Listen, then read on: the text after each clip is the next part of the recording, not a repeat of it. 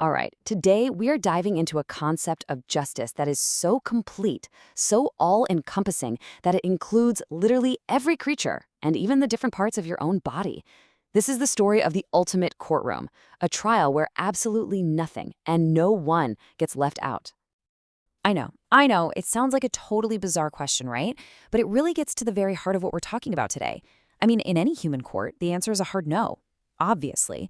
But in the final court we're exploring, the answer isn't just yes, it's an absolute certainty. So, this is where the whole idea really comes from. The Prophet Muhammad saw two sheep fighting. But he didn't just see a random act of nature. He saw something much deeper. For him, it was a sign of this fundamental truth.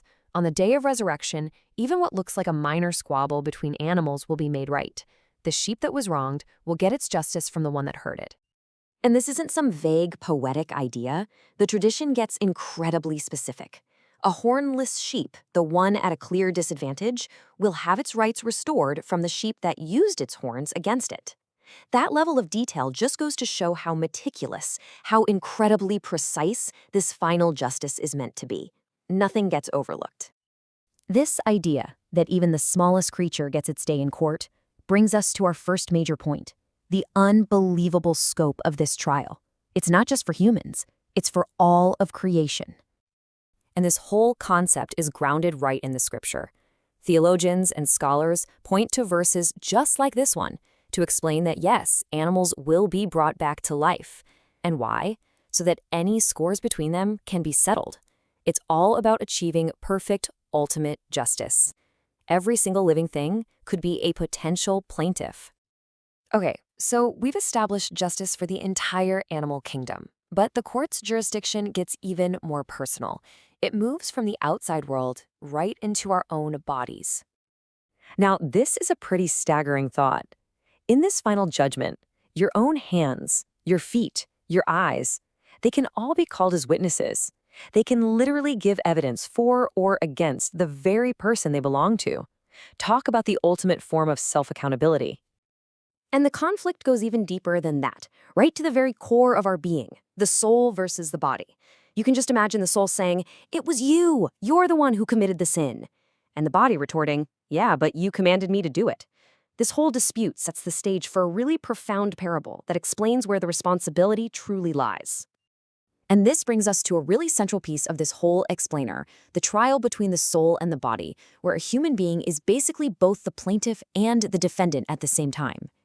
So to settle this age-old dispute, a parable is told.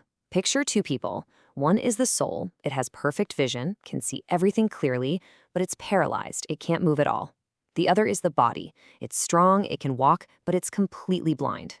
So these two enter a beautiful garden. The soul, with its sharp eyesight, spots this delicious-looking fruit high up on a tree, but it can't possibly reach it. The body, who can't see the fruit, offers a solution. Hey, just climb on my shoulders.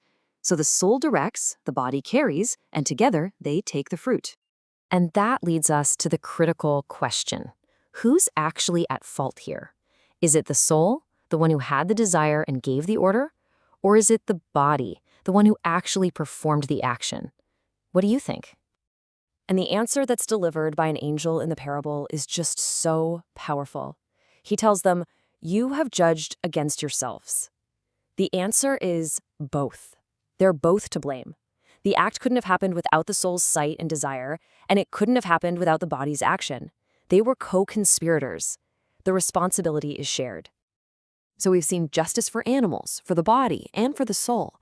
Now let's just pull back and take a look at the final, breathtaking picture of this incredibly comprehensive trial. Just look at this list of who could be a prosecutor on the Day of Judgment, QIYAMAH. It's not just angels or other people.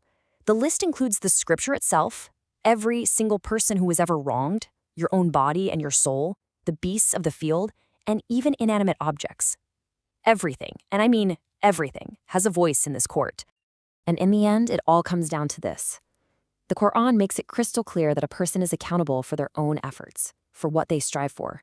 Nothing is hidden, everything will be brought to light, and the repayment will be exact and complete. It's a perfect system of cause and effect. But here's the final and most crucial point. Even though there might be countless witnesses testifying and a whole army of prosecutors making their case, they don't decide the outcome. The final verdict, the ultimate ruling, rests with God alone, the one and only judge. So we'll just leave you with this thought. If you truly believed that every single action, from a harsh word to an act of kindness, from a fight between two sheep to a conflict inside your own soul, had a witness ready to testify, how would that change the way you live your life, starting tomorrow?